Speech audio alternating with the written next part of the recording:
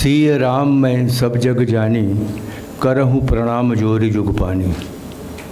My namaskar to all the dignitaries, friends on the dais, and my young friends who are so inquisitive to know about their heritage and also the means how to best protect them, how to best document them.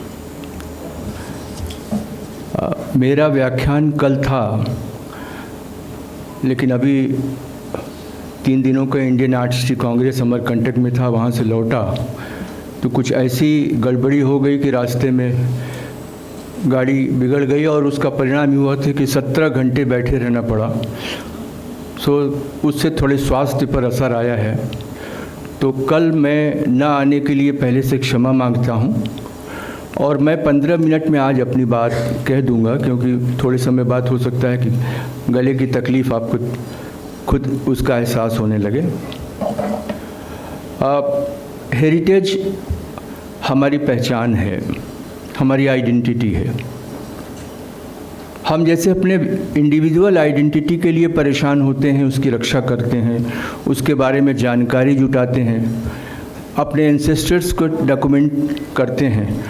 अगर कोई यहाँ से गया कभी जाए पिंडदान के लिए या अपने एंसेस्टर्स की आत्मा की शांति के लिए, तो पूरा का पूरा उनको मिल जाएगा अकाउंट अपने पूर्वजों का, जो उन्हें नहीं मालूम है वहाँ है।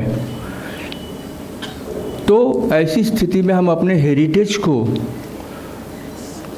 जाने और जानने के बाद कैसे डॉक्यूमेंट करें, यह एक अपने आप में एक विज्ञान है, बहुत विस्तृत चीज़ है। लेकिन जो कुछ बातें मेरे ध्यान में आ रही हैं वो मैं आपके सामने रखूँगा कला के विद्यार्थी के रूप में, और विशेषकर काशी को ध्यान में रखते हुए।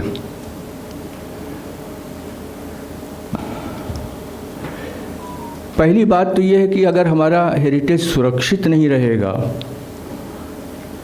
तो हम डॉक्यूमेंट किसको करेंगे।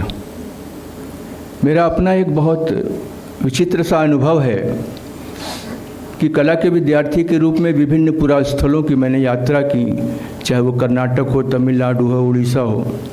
और वहाँ मैंने जब यह देखा कि बैताल देउल मंदिर के ठीक बगल में क्रिकेट लड़के खेल रहे हैं, और सर्वे के जो लोग हैं उनसे मैंने जब कहा तो उन्होंने कहा कि साहब ये तो यहाँ होता है ऐसे।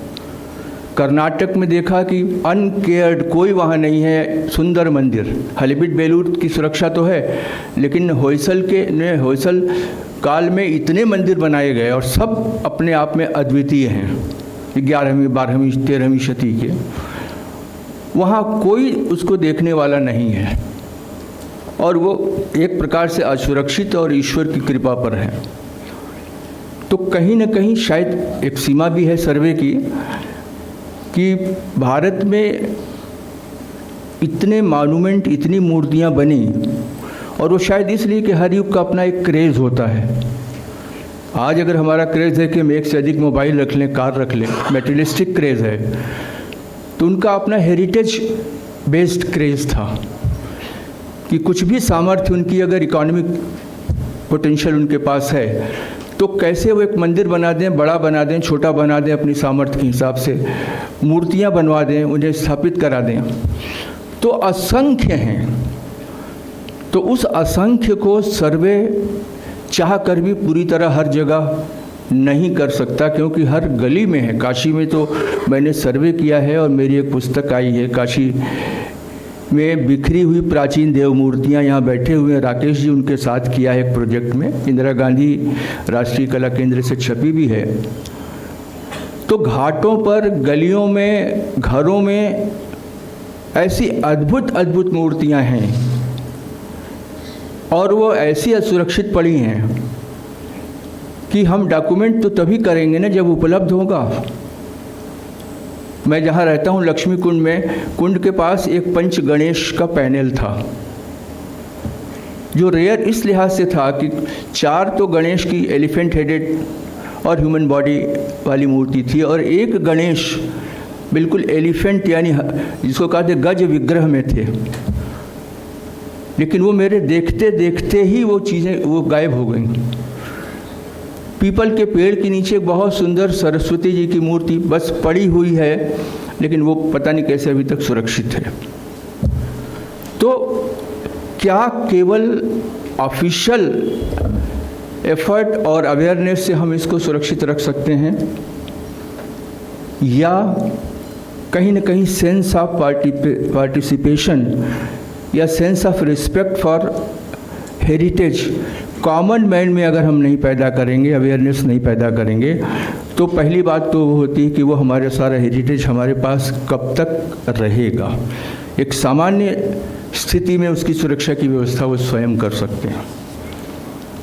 दूसरी बात कि प्रोफेसर वासुदेव शरण अग्रवाल जी, उसी विभाग में मैं रहा हूँ, उसको पुरोधा थे, और अद्भुत कुमार स्वामी जी और उसके बाद वासुदेव शरण अग्रवाल जी कला के क्षेत्र में कला को गहरे मर्म तक और उसके कॉन्सेप्ट तक समझना, किस बिंदु को लेकर के कोई स्वरूप बनता है, किस आधार पर मंदिर का निर्माण होता है, और मंदिर वस्तुतः केवल स्वरूप है या उसके पीछे एक भाव है, एक पूरा चिंतन है और एक पूरी भारतीय संस्कृति की परंपरा की मूर्त व्याख्या है, विजुअल एक्सप्रेशन है उसका, वो वासुदेव शरण अग्रवाल जी के लेखन में मिलता है। और कपिला वात्स्यायन जी का नाम आपने सुना होगा, उनकी शिष्या थी, और वो अपने व्याख्यान में एक संगोष्ठी मैंने वासुदेव शरण अग्रवाल जी पर की थी, उसमें उन्होंने कहा कि आज भी मथुरा म्यूजियम का जो कैटलॉग है जो वासुदेव शरण अग्रवाल ने लिखा, वो मानक है डॉक्यूमेंटेशन के लिहाज से। तो कहीं न कहीं सर्वे के सारे लोगों को वो जरूर पढ़ना चाहिए, क्योंकि कपिला वात्स्यायन मतलब बहुत गंभीर अध्यय था कि किस प्रकार से डॉक्यूमेंटेशन में कैसे आइडेंटिफिकेशन इम्पॉर्टेंट है, डेट इम्पॉर्टेंट है, लेकिन केवल जो एक सूक्ष्म जिसको कहा जाए कि एक 2-4 विवरण सूत्र में दिए गए वो नहीं होगा। The very meaning, the very purpose and of the form as well as the concept behind that form, वो सब अगर आता है तब तो उस डॉक्यूमेंटेशन की पूर्णता होती है, नहीं तो वो केवल एक छोटा कैटलॉग बन के रह जाता है। पहले हमें तय करना होगा कि हम कैटलॉग की बात कर रहे हैं कि डॉक्यूमेंटेशन कहीं उससे आगे की चीज़ है, उसकी बात हम कर रहे हैं। तो वह हुआ।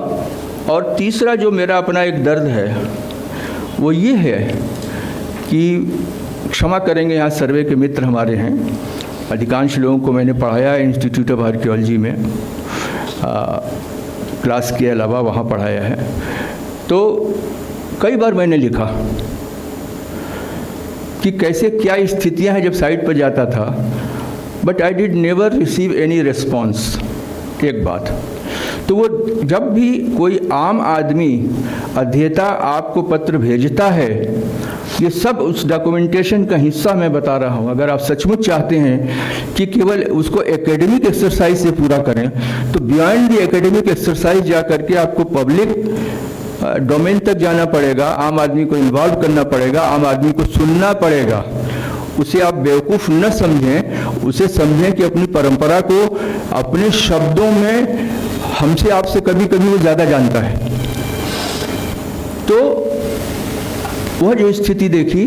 और दूसरा मैंने लिखा कि जब आप डॉक्यूमेंटेशन करेंगे खजुराहो के मंदिरों का, तो आप लक्ष्मण मंदिर लिखेंगे, आप दूला देव मंदिर लिखेंगे, आप चतुर्भुज मंदिर लिखेंगे, आप ब्रह्मा मंदिर लिखेंगे, उसी के रूप में जाना जाता है। आप जैन मंदिर है, पार्श्वनाथ जैन मंदिर लिखेंगे। तो पहली बात तो ये है कि आज तक उसको रेक्टिफाई बार बार कहने के बाद भी जब भी अवसर मिलता मैं कहता हूँ कि सही आइडेंटिफिकेशन तो होना चाहिए। लक्ष्मण मंदिर सीधे सीधे वैकुंठ विष्णु मंदिर है। कभी किसी ने लक्ष्मण नाम के व्यक्ति ने उसको देखा, उसको उसके हिसाब से नाम पड़ गया, तो वो आज तक क्यों चल रहा है नाम? हम उसको सही करें ना। सास बहू का मंदिर ग्वालियर में भी है, उदयपुर में भी है, क्यों? तेली का मंदिर, व्हाट डज इट मीन?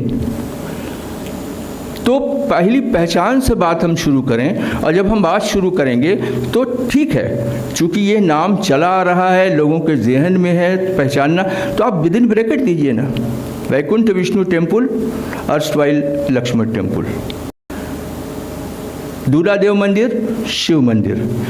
दूलादेव इसलिए कि वहाँ लोकल परंपरा में मैंने अध्ययन किया कि आज जब शादी होती है खजुराहो के गांव में, तो शादी के बाद वहाँ आते हैं लोग, दूल्हा दुल्हन आशीर्वाद लेते हैं, तो उसी परंपरा में किसी समय दूलादेव मंदिर नाम पड़ गया। ब्रह्मा मंदिर ब्रह्मा का है ही नहीं है। तो ये जो सारी विसंगतियाँ हैं, ये जब तक हम दूर नहीं करेंगे तो डॉक्यूमेंटेशन की शुरुआत हम सूत्र कहाँ से पकड़ें। तो सब सारी चीज़ें ये होती हैं कि हम सही शुरुआत करेंगे तो सही रास्ते पे बढ़ेंगे, और सही रास्ते पे बढ़ेंगे तो हम अंत तक भी किसी न किसी रूप में पहुँचेंगे। ये कुछ बातें थी। उसके अलावा हम जब काशी की बात करते हैं तो काशी, अब जैसे डॉक्यूमेंटेशन की बात हो रही है, काशी विश्वनाथ जो विश्वनाथ धाम परिपथ का निर्माण हुआ, तमाम मंदिर निकले, उसमें मैं भी जुड़ा हुआ था उन मंदिरों को देखने में, उनका कोई डॉक्यूमेंटेशन नहीं हुआ। होना चाहिए, कैसे करेंगे जब जिसमें कि स्वयं प्रधानमंत्री जी इन्वॉल्व हैं, उनका एक ड्रीम प्रोजेक्ट था जो पूरा हुआ, तो उसका डॉक्यूमेंटेशन होना चाहिए, लेकिन वो इमोशनल नहीं होना चाहिए, हिस्टोरिकल बेस के साथ होना चाहिए, सही होना चाहिए कि जो उसकी डेट है वही, क्योंकि तमाम मंदिरों के बारे में कह दिया गया कि मौर्य काल का मंदिर है, ये गुप्त काल का मंदिर है। नहीं, सारे मंदिर 18वीं के अंत से लेकर 20वीं के बीच के हैं। तो हम जब डॉक्यूमेंट करें तो दूसरी बात यह है कि जो सही है as per style, if some inscription is available, if not date is given there, then on the basis of the letters calligraphy हम उसको सही स्थान, फिर जो उस पर स्कल्पचरल रेंडरिंग्स हैं उनकी स्टाइल को देखते हुए तमाम आधार होते हैं, उसके आधार पर हम उसकी सही डेट एट्रीब्यूट करें। हम किसी उसमें नहीं आए कि नहीं ये तो प्रधानमंत्री जी का क्षेत्र है तो हम इसको अर्ली करेंगे तो बहुत अच्छा लगेगा कि साहब मौर्य काल से यहाँ मंदिर में, नहीं, ठीक है, मौर्य काल से यहाँ तमाम एक्टिविटी हुई है, गुप्त काल में मंदिर बने हैं, काशी में बने हैं, बकरिया गुंड से मिला हुआ मंदिर, और उसमें गोवर्धनधारी विष्णु की विशाल प्रतिमा, अद्भुत, पूरे भारत में वो अद्भुत मूर्ति है, भारत कला भवन में है। शुष्केश्वर महादेव मंदिर, तमाम साइट हैं, कोई नहीं जाता। तो अब हम कॉमन मैन के लिए क्या करें? मैंने एक किया है, मैं कलेक्टिव जब नहीं कर सकता तो as an individual I have started my duty. सवाल तो ये है कि हम वेट करें या हम अपने से शुरू करें कि हाउ कैन वी कंट्रीब्यूट। तो मैंने एक प्रोसेस शुरू किया है और मैं आज लाया हूँ, क्योंकि कल मैं लेक्चर नहीं दे पा रहा हूँ आपके बीच, वो मैं दे जाऊँगा, मुझे फिर जेरॉक्स करके दे दें।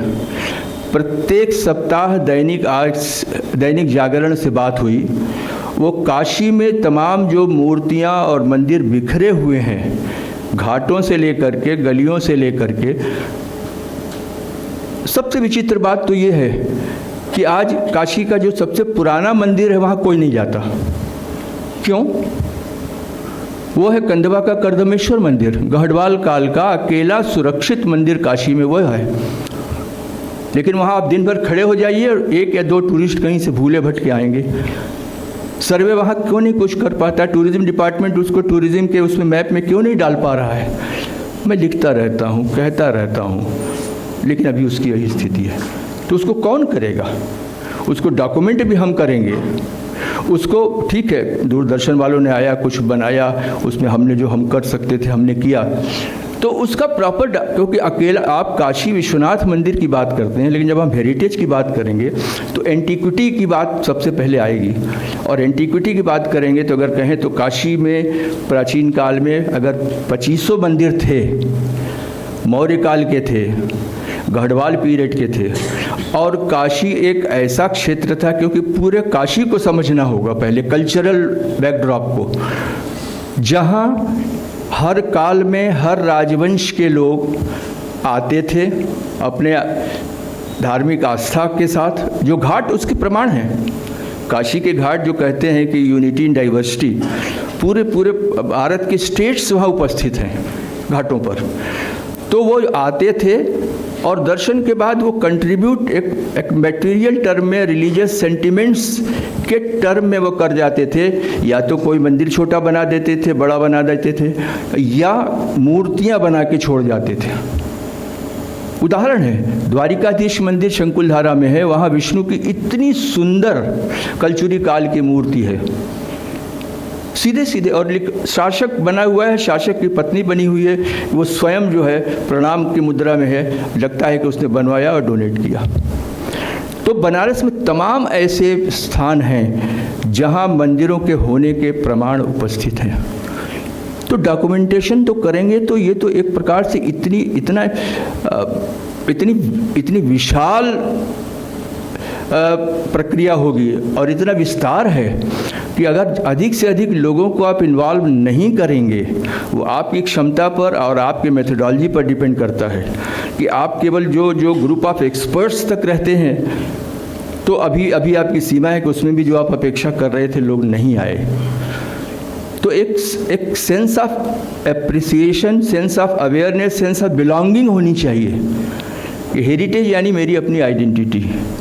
हम अपनी आइडेंटिटी इंडिविजुअल के लिए परेशान होते हैं, लेकिन ऐसी आइडेंटिटी जो कम्युनिटी के माध्यम से हमारी आइडेंटिटी है, हम उसके बारे में नहीं सोचते, वो होना चाहिए। तो मैंने जो शुरू किया कि प्रत्येक सप्ताह सप्तरंग करके उनका एक कॉलम आता है, और वो I am thankful to them कि उसमें छापते हैं, और प्रति सप्ताह हम किसी एक मूर्ति को, किसी एक मंदिर को ले करके पूरा उसका जिसको डॉक्यूमेंटेशन करें वही मैं देता हूँ। जो आइडेंटिफिकेशन से शुरू होता है, डेट से शुरू होता है, डिटेल्स हो गया, इकोनोग्राफिक स्टाइलिस्टिक फीचर्स हो गए, और उसके बाद ओवरऑल उसका इम्प्लीकेशन, सोशल इम्प्लीकेशन क्या है, उसका कंसेप्चुअल बैकग्राउंड क्या है, और सबसे अंत में जो बहुत ज़रूरी है डॉक्यूमेंटेशन में, कि डॉक्यूमेंटेशन केवल एक अकाउंट नहीं होना चाहिए, डॉक्यूमेंटेशन एक जीवित डॉक्यूमेंटेशन होना चाहिए कि आज के संदर्भ में जो डॉक्यूमेंट किया जा रहा है, मॉन्यूमेंट हो, इमेज हो, उसकी रेलेवेंस क्या है। जो हम एक उदासीनता देखते हैं वो इसलिए कि यंग पीढ़ी में वो कहता है कि कल की बात हम क्यों आज पढ़ें। आप सारनाथ का अशोक चक्र दिखा दीजिए, बहुत विशेषताएं बतला दीजिए, लेकिन उसे बात तब समझ में आती है जब आप कहते हैं कि अशोक चक्र हमारा वर्तमान है, क्योंकि वो राष्ट्रीय चिन्ह है। राष्ट्रीय चिन्ह बनाने जब सोचने की बात हुई तो आपको अतीत के अलावा वर्तमान में आप नहीं ढूंढ पाए, तो आपने अतीत से ही लिया, सत्यमेव जयते भी आपने मुंडक उपनिषद से ही लिया। तो अतीत कैसे वर्तमान में प्रभावी होता है, स्वस्तिक हो, जल कलश हो, वो सब के सब हमारे वर्तमान में है। तो जब तक अपने अतीत के हेरिटेज को, चाहे वो 100 वर्ष पुराना हो, चाहे वो 1000 वर्ष पुराना हो, आप वर्तमान में उसके रेलिवेंस के कॉन्टेक्स्ट में नहीं आप रख पाएंगे, तब तक कहीं ना कहीं उसकी एक्सेप्टेबिलिटी या तो जो सब्जेक्ट से रिलेटेड है उन तक सीमित रहेगी, या कुछ लोगों तक, समझदार लोगों तक सीमित रहेगी। क्योंकि आज की जो यंग पीढ़ी है वो पहला क्वेश्चन करती है कि हम क्यों जानें, कल की बात के बारे में हम क्यों सोचें। वो इसलिए सोचें कि आप उसमें जीते हैं, आपका सारा का सारा नाम अतीत है, आपके मोहल्लों के नाम अतीत हैं, आपकी नदियाँ अतीत हैं, हम तो 70% अतीत में जी रहे हैं। तो हमें बताना होगा, और यह अवेयरनेस उसके साथ साथ एक एकेडमिक एक्सरसाइज और एजुकेशन का है, कहीं नहीं कि उसके साइड एक दूसरा अभियान भी जो कॉमन मैन के साथ है, वो कैसे चलाएंगे वो सोचना होगा। और वो ज़रूरी है जिससे ये लगे कि नहीं साहब, हम जो भी अध्ययन कर रहे हैं उसका मतलब क्या है। आप मंदिर को देखते हैं तो मंदिर को जब आप कहेंगे ये तो जिसको कहा जाए परम पुरुष की परिकल्पना है, और इसीलिए ह्यूमन बॉडी के कॉन्टेक्स्ट में पूरी उसकी कल्पना की गई है। सारे बॉडी उसके उसी हिसाब से आर्किटेक्चरल पार्ट्स के नाम है।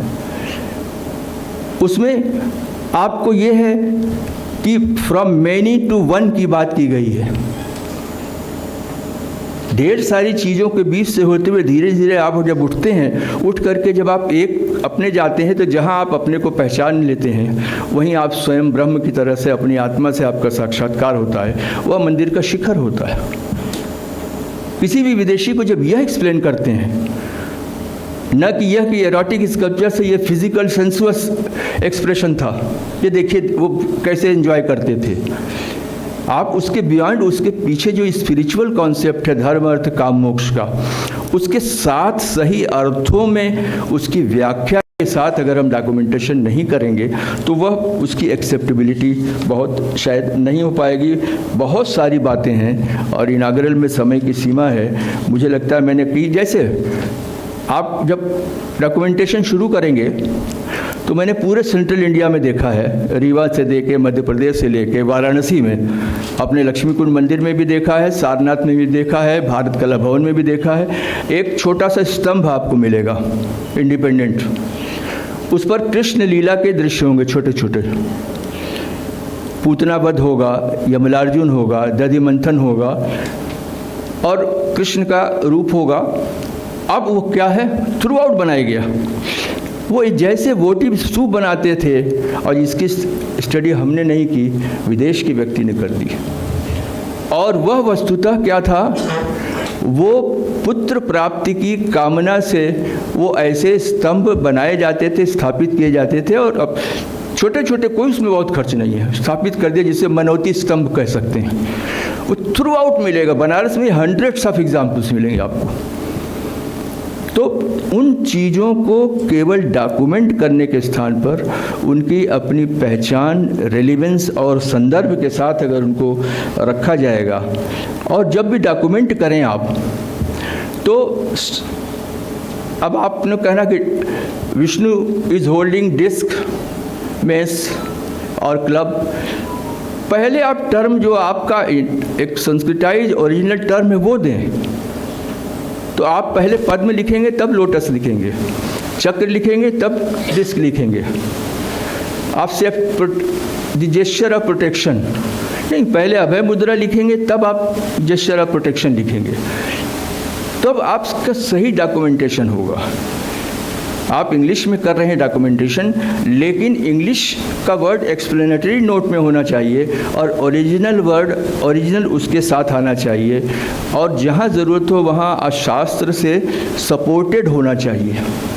तो डॉक्यूमेंटेशन ऑथेंटिक होना चाहिए, आइडेंटिफिकेशन सही होना चाहिए, डेट उसकी सही होनी चाहिए, और तब डिटेल होना चाहिए। डिटेल केवल फिजिकल फॉर्मल ना हो करके उसके बियॉन्ड कंसेप्चुअल भी होना चाहिए। मैं इन्हीं कुछ शब्दों के साथ जो कुछ मैं आज कह सकता था मैंने कह दिया। अगर कोई ऐसी बात कही हो जो नहीं कहना चाहिए तो क्षमा करिएगा, लेकिन विवश हूँ अपने स्वभाव से। बहुत बहुत धन्यवाद।